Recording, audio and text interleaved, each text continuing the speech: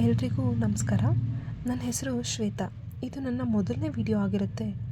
ಈ ವಿಡಿಯೋದಲ್ಲಿ ನಾವು ಬೆಂಗಳೂರಿಂದ ಸೌದತ್ತಿ ಹೇಗೆ ಹೋದ್ವಿ ಅಂತ ನಿಮಗೆ ತಿಳಿಸ್ಕೊಡ್ತೀವಿ. ಮೇ ಬಿ ನಮ್ಮ ಥರ ನೀವು ಫಸ್ಟ್ ಟೈಮ್ ಹೋಗ್ತಿದ್ರೆ ನಿಮಗಿದು ಹೆಲ್ಪ್ ಆಗ್ಬೋದು. ಮೊದಲು ನಾವು ಮೆಟ್ರೋ ಹತ್ಕೊಂಡು ಮೆಜೆಸ್ಟಿಕ್ ಹೋದ್ವಿ. ಅಲ್ಲಿ ನಮ್ಮ ಟ್ರೈನ್ ಇದ್ದಿದ್ದು 9 ಗಂಟೆಗೆ. ಕರೆಕ್ಟು ಟೈಮ್ಗೆ ಟ್ರೈನ್ ಕೂಡ ಬಂತು. ನಾವು ಹತ್ಕೊಂಡು ನಮ್ಮ ಸೀಟಲ್ಲಿ ಕೂತ್ಕೊಂಡು ಸ್ವಲ್ಪ ಟೈಮ್ ಮಲ್ಕೊಂಡು ಎದ್ದೇಳೋ ಅಷ್ಟರಲ್ಲಿ ಧಾರವಾಡ ರೈಲ್ವೆ ಸ್ಟೇಷನ್ ನಾವು ರೀಚ್ ಆಗಿದ್ವಿ. ಹಾಗೆ ಧಾರವಾಡ ರೈಲ್ವೆ ಸ್ಟೇಷನ್ನಿಂದ ಹೊರಗಡೆ ಹೋಗುವಾಗ ನಮ್ಮ ಕಣ್ಣಿಗೆ ಅಟ್ರಾಕ್ಟಿವ್ ಆಗಿ ಕಾಣಿಸಿದ್ದು ಜ್ಞಾನಪೀಠ ಪ್ರಶಸ್ತಿ ಪಡೆದವರ ಆ ಫೋಟೋಸ್ ಎಲ್ಲ ನೋಡಿ ಮನಸ್ಸಿಗೆ ತುಂಬಾ ಖುಷಿ ಆಯಿತು. ಆಟೋಗಳು ಕೂಡ ಅಷ್ಟೊತ್ತಲ್ಲಿ ಸುಮಾರಿದ್ವು. ಅಲ್ಲಿಂದ ನಾವು ಆಟೋ ಮಾಡಿಕೊಂಡು ಧಾರವಾಡ ಬಸ್ ಸ್ಟಾಪ್ ಹೋದ್ವಿ. ಧಾರವಾಡ ಬಸ್ ಸ್ಟಾಪ್ ಹತ್ರನೇ ರೂಮ್ ಮಾಡ್ಕೊಂಡಿದ್ವಿ. ನಾವು ಮಾಡ್ಕೊಂಡಿದ್ದ ರೂಮ್ ಕೂಡ ತುಂಬಾ ಚೆನ್ನಾಗಿತ್ತು ಮತ್ತು ನೀಟ್ ಆ್ಯಂಡ್ ಕ್ಲೀನ್ ಆಗಿತ್ತು. ನಮ್ಮ ರೂಮಲ್ಲಿ ವಾರ್ಡ್ರೋಬ್ ಮಿರರ್ ಕೊಟ್ಟಿದ್ದರು. ಮೇನ್ಲಿ ನಮಗೆ ವಾಶ್ರೂಮ್ಸ್ ಕೂಡ ತುಂಬಾ ಕ್ಲೀನ್ ಆ್ಯಂಡ್ ಹೈಜೀನ್ ಆಗಿತ್ತು. ನಂತರ ನಾವು ಸ್ವಲ್ಪ ಹೊತ್ತು ಮಲ್ಕೊಂಡು ರೆಸ್ಟ್ ಮಾಡಿದ್ವಿ. ರೆಸ್ಟ್ ಮಾಡಿ ಮತ್ತೆ ಎದ್ದು ರೆಡಿಯಾಗಿ ಬಸ್ ಸ್ಟಾಪ್ ಕಡೆ ಹೋದ್ವಿ. ಬಸ್ ಸ್ಟಾಪಲ್ಲಿ ನಾವು ಹೋಗೋ ಅಷ್ಟರಲ್ಲಿ ಬಸ್ ಕೂಡ ರೆಡಿ ಇತ್ತು. ಧಾರವಾಡಿಂದ ಸೌದತ್ತಿಗೆ ನಾವು KSRTC ಬಸ್ಸಲ್ಲಿ ಹೋದ್ವಿ. ಸೌದತ್ತಿ ಬಸ್ ಸ್ಟಾಪಲ್ಲಿ ಬಸ್ ಹೇಳಿದ ನಂತರ ಅಲ್ಲಿಂದ ಯಲ್ಲಮ್ಮ ಗುಡ್ಡಕ್ಕೆ ಸುಮಾರು 5ರಿಂದ 6 ಕಿಲೋಮೀಟರ್ ಇರ್ಬೋದು. ಅಲ್ಲಿಂದ ಆಟೋ ಮತ್ತು ಬಸ್ ಎರಡೂ ಕೂಡ ಅವೈಲೇಬಲ್ ಇರುತ್ತೆ.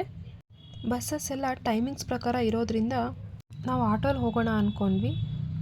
ಯಲ್ಲಮ್ಮ ಗುಡ್ಡ ಹೋಗೋ ಮೊದಲು ಯಲ್ಲಮ್ಮನವರ ಅತ್ತೆ ಆದ ಸತ್ಯಮ್ಮ ದೇವಿ ದೇವಸ್ಥಾನಕ್ಕೆ ಹೋಗಿ ಅಲ್ಲೇ ಇದ್ದಂಥ ಕೊಳದಲ್ಲಿ ಕಾಲು ತೊಳ್ಕೊಂಡು ಹೊರಗೆ ಬಂದ್ವಿ.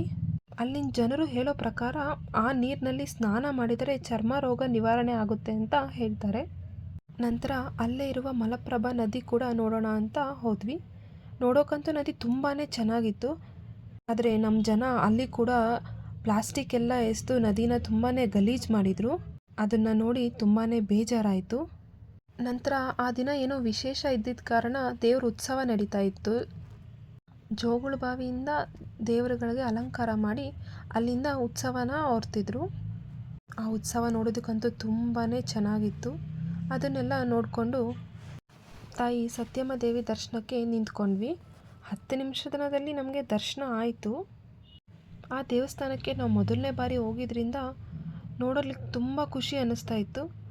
ಹಾಗೆ ತಾಯಿಯ ದರ್ಶನ ಆದಾಗ ತುಂಬ ಪಾಸಿಟಿವ್ನೆಸ್ ಅನ್ನೋದು ತುಂಬ ಚೆನ್ನಾಗಿತ್ತು. ನಂತರ ತಾಯಿ ದರ್ಶನ ಮಾಡಿಕೊಂಡು ಅಲ್ಲೇ ಸ್ವಲ್ಪ ಹೊತ್ತು ಕೂತ್ಕೊಂಡಿದ್ದು ಅದಾದಮೇಲೆ ನಾವು ಯಲ್ಲಮ್ಮ ಗುಡ್ಡ ಕಡೆ ಹೋಗೋಣ ಅಂತ ಹೋದ್ವಿ. ಜೋಗುಳಬಾವಿ ಸತ್ಯಮ್ಮ ದೇವಿ ದೇವಸ್ಥಾನದಿಂದ ನಾವು ಯಲ್ಲಮ್ಮ ಗುಡ್ಡಕ್ಕೆ ಮತ್ತೆ ಆಟೋದಲ್ಲೇ ಹೋಗಬೇಕಾಗಿತ್ತು. ಅಲ್ಲಿಂದ ಆಟೋ ಹತ್ಕೊಂಡು ಹೋಗೋವಾಗ ಅಲ್ಲಿಂದ ವ್ಯೂ ಪಾಯಿಂಟ್ ಅಂತೂ ತುಂಬಾ ಚೆನ್ನಾಗಿ ಕಾಣ್ತಾ ಇತ್ತು ಹೊರಗಡೆ. ಆ ವ್ಯೂ ನೋಡಿಕೊಂಡು ತುಂಬಾ ಖುಷಿ ಪಟ್ಕೊಂಡು ಮತ್ತೆ ನಾವು ಯಲ್ಲಮ್ಮ ಗುಡ್ಡಕ್ಕೆ ಹೊರಟ್ವಿ. ಅಲ್ಲಿ ರೀಚ್ ಆದಮೇಲೆ ಅಲ್ಲಿ ಆಟೋ ಇಳ್ಕೊಂಡು ಅಲ್ಲಿಂದ ಸ್ವಲ್ಪ ದೂರ ನಡ್ಕೊಂಡು ಹೋದ್ವಿ. ಮೊದಲು ಪರಶುರಾಮನ ದರ್ಶನ ಮಾಡ್ಕೊಂಡ್ವಿ. ನಂತರ ತಾಯಿ ಯಲ್ಲಮ್ಮನ ದರ್ಶನಕ್ಕೆ ಬರುವಾಗ ಅಲ್ಲಿ ಕೂಡ ಉತ್ಸವ ನಡೀತಾ ಇತ್ತು. ಆ ಉತ್ಸವದಲ್ಲಿ ಭಂಡಾರ ಎರಚಾಡ್ಕೊಂಡು ಉತ್ಸವ ಮಾಡ್ತಿದ್ರು. ಅದನ್ನೆಲ್ಲ ನೋಡಿಕೊಂಡು ದರ್ಶನಕ್ಕೆ ಹೋಗೋಣ ಅಂತ ಹೋದ್ವಿ. ಆ ದೇವಸ್ಥಾನದಲ್ಲಿ ನಮಗೆ ತುಂಬ ವಿಶೇಷವಾಗಿ ಕಾಣಿಸಿದ್ದು ಅಂದರೆ ಭಂಡಾರ. ಯಾಕಂದರೆ ಯಲ್ಲಮ್ಮ ದೇವಿಗೆ ಭಂಡಾರ ಅಂದರೆ ತುಂಬಾ ಇಷ್ಟ ಅನ್ನೋ ಕಾರಣಕ್ಕೆ ಎಲ್ಲ ಕಡೆ ಭಂಡಾರ ಎರಚಾಡಿದರು. ಅದನ್ನು ನೋಡಿಕೊಂಡು ತಾಯಿ ದರ್ಶನ ಕೂಡ ಮಾಡ್ಕೊಂಡ್ವಿ. ಕಣ್ತುಂಬ ತಾಯಿ ಯಲ್ಲಮ್ಮನ ನೋಡಿಕೊಂಡು ಹೊರಗಡೆ ಬಂದು ಸ್ವಲ್ಪ ಹೊತ್ತು ಕೂತ್ಕೊಂಡಿದ್ವಿ. ಹಾಗೆ ಒಂದೆರಡು ಫೋಟೋ ಕೂಡ ತಗೊಂಡ್ವಿ.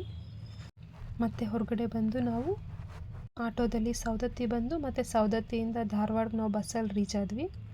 ಧಾರವಾಡಲ್ಲೇ ನಾವು ರೂಮ್ ಮಾಡಿದ ಕಾರಣ ಮತ್ತೆ ಸ್ವಲ್ಪ ಹೊತ್ತು ರೆಸ್ಟ್ ಮಾಡಿ ನಾವಿದ್ದಿದ್ದ ರೂಮಲ್ಲೇ ಊಟ ಆರ್ಡರ್ ಮಾಡಿದ್ರೆ ರೂಮ್ಗೆ ತಂದು ಕೊಡ್ತಾಯಿದ್ರು.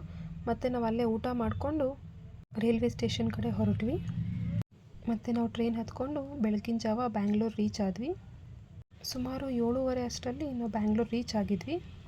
ಇದಾಗಿತ್ತು ನಮ್ಮ ಬೆಂಗಳೂರು ಟು ಸೌದತ್ತಿ ವಿಡಿಯೋ. ನಿಮಗೆ ಇಷ್ಟ ಆಗಿದೆ ಅಂತಲೇ ಅನ್ಕೋತೀನಿ. ವಿಡಿಯೋ ನೋಡಿದ್ದಕ್ಕಾಗಿ ತುಂಬ ಥ್ಯಾಂಕ್ಸ್. ವಿಡಿಯೋ ಬಗ್ಗೆ ನಿಮ್ಗೆ ಇನ್ನಷ್ಟು ಏನಾದ್ರು ಇನ್ಫಾರ್ಮೇಷನ್ ಬೇಕಾದರೆ ಕಮೆಂಟ್ಸ್ ಮಾಡೋದನ್ನು ಮರಿಬೇಡಿ. ಇದು ನನ್ನ ಮೊದಲನೇ ವಿಡಿಯೋ ಆಗಿದ್ದರಿಂದ ಏನಾದರೂ ತಪ್ಪಾಗಿದ್ದರೆ ದಯವಿಟ್ಟು ಕ್ಷಮಿಸಿ. ಉದೋ ಉದೋ ಯಲ್ಲಮ್ಮ ಉದೋ ಉದೋ.